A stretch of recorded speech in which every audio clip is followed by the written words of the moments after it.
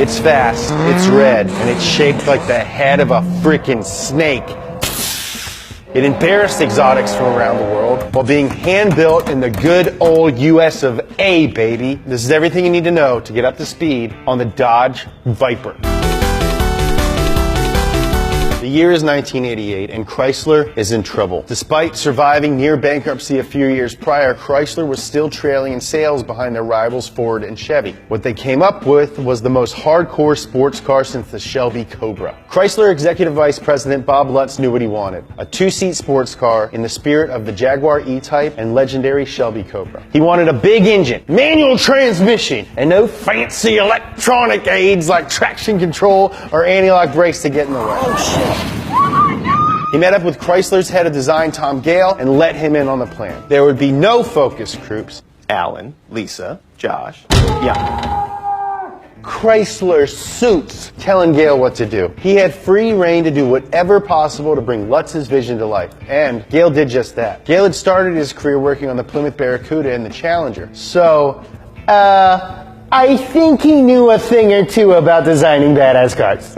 Their car took tons of inspiration from the sports cars of the 60s. A long hood and short deck and no roof. The Shelby Cobra was a huge influence on the design, and Carroll Shelby himself was attached to the project. Even the name was taken from the Cobra. They couldn't call it the Cobra, obviously, and Anaconda meant Sir Mix-a-Lot's wiener. My Anaconda don't! Now, Viper sounded good. It took Gale and his team less than a year to build a running prototype, just in time for the 1989 North American International Auto Show. Before Chrysler President Lee Iacocca had introduced the car, down payments were being mailed to Chrysler. People were going crazy for the new Viper. Celebrities even tried to bribe Bob Lutz to get their names onto the waiting list, which frankly wasn't a bad idea because Dodge only produced 285 Vipers in 1992. Like the Shelby Cobra, the first Viper lacked any feature that wasn't essential to making it go fast. Like the Cobra, there was no air conditioning, no power locks, no door handles, no roof, no window. The only traction control on board were your friggin' feet. A lot of sports cars are marketed as a race car for the street, but the Viper truly meant it. It didn't have words like compromise or subtlety in its vocabulary. All it wanted to do was go really fast.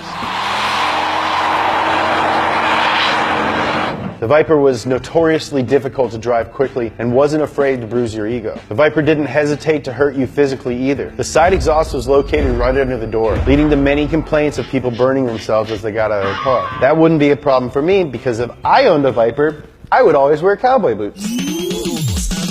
Chrysler owned Lamborghini until 1994, which meant they had access to the engineering know-how of one of the most radical car companies in the world. The same people who came up with the Miura, Countach, and Diablo would now be helping out with the Viper. Chrysler had Lamborghini convert Dodge's Iron Block V10, originally meant for trucks, into an aluminum design better suited for the lightweight Viper. This 8-liter V10 design was 2 liters bigger than the engine in the Diablo, at a quarter of the price. And the Lambo connection doesn't end there, as the same guy designed the Diablo's exterior. Diablo and Viper. If there were royalty checks given for bedroom posters, Tom Gale would be a fucking billionaire. This awesome combination of low weight and high power meant that the Viper could hold its own against competitors like Ferrari and Lamborghini for a fraction of the cost. The Viper was proof that Chrysler still had some brilliance left in them after all. The Viper lost a bit of its edge in 1994 when air conditioning became an option, which is cool, I guess, if you're a I'm just kidding. I get really sweaty.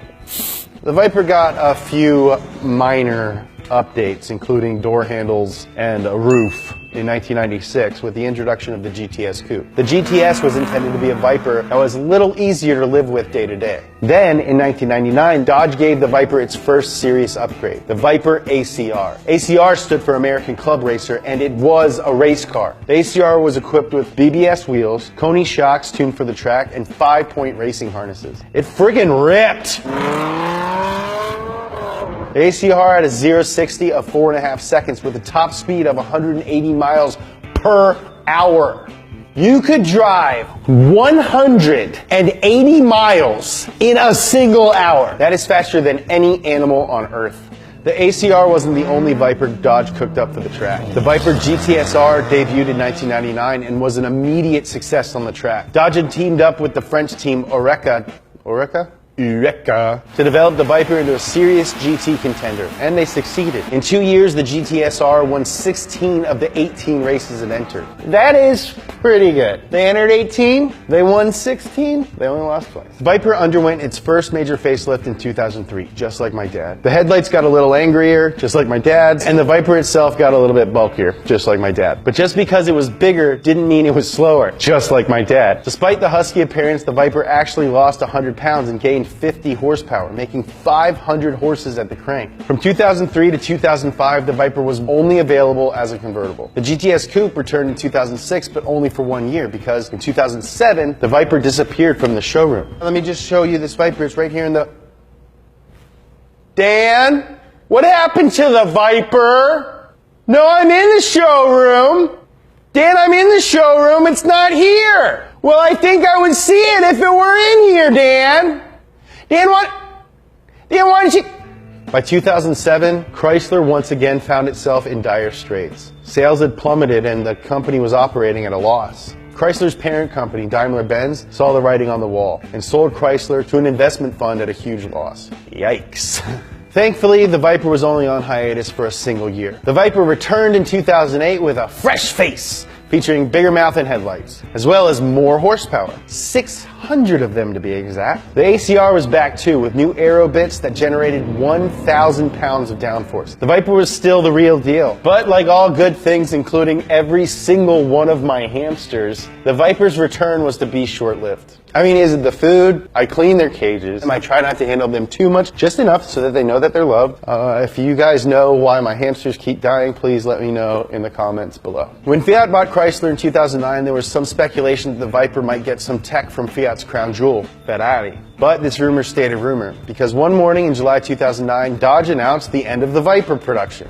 These assholes! Dodge CEO Ralph Gilles stated that Dodge wanted to preserve the value of the current cars by not building them indefinitely. That's not a real reason, Ralph. It's like saying, oh, I want to break up with you, James, because I like dating you so much. Luckily for Viper fans, Gilles also announced that the Viper would return with an all-new platform. Kind of like, yeah, we're breaking up, but we can do it one last time. The Viper returned in 2013. The so-called Phase 15 Viper had a more aggressive face, 640 horsepower, and somehow became sleeker and more dignified than the previous generation. The sweeping curves and long hoods stayed true to the spirit of the original Viper and other driving legends before it. In an age where throwbacks managed to ignore everything that made the original great, Dodge deserves credit for keeping true to the original vision set forth by Bob Lutz and Tom Gale. With this second revival of the Viper came all the familiar trim levels.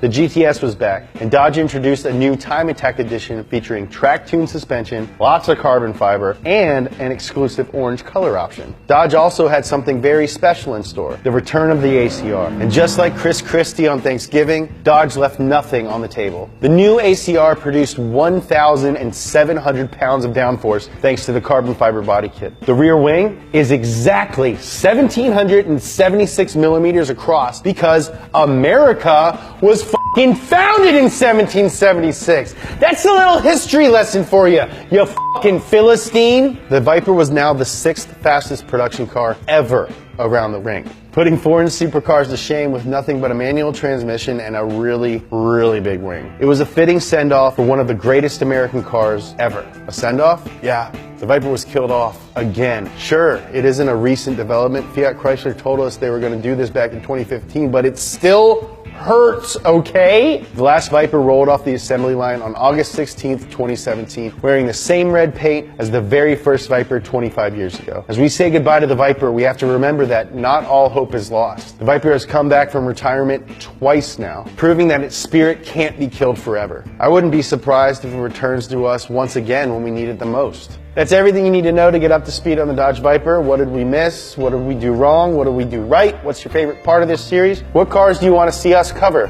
Do you remember that Hulk Hogan show with, was there a Hulk Hogan show with a Viper? Would you daily drive a Viper? Do you think they're cool? I think they're cool. I don't know if I would drive one every day. We get a lot of emails from potential siblings. If you guys know how I can figure out the legitimacy of all these, there's like 150 of them. I would like to have a family, but I don't want to get screwed. You know, I make like $6 million a year doing this job.